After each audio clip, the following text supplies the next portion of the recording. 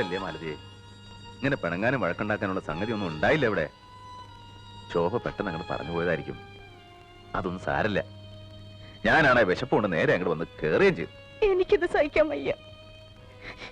പിന്നെ ഈ സമയത്ത് മൂക്കിന് മണം കൂടും, വായിക്ക് രുചി കൂടും, ചുണ്ടി കൂടും.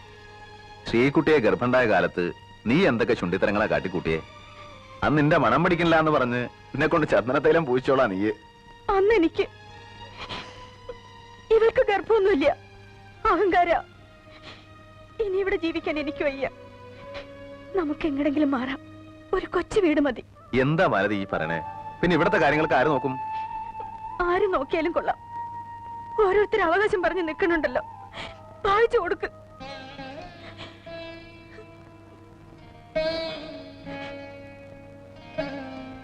ഈ കുടുംബത്തെ 4 കുറ്റി, 4 അതിര്. ഞാൻ ഇതുവരെ ഒന്നും ആലോചിച്ചിട്ടില്ല. വേണ്ട മാലതി, ഈ മണ്ണ് വിട്ട് ഞാൻ എങ്ങടാ പോവുക? സഹിക്കുക, നമുക്ക് ഭൂമിയോളം സഹിക്കുക.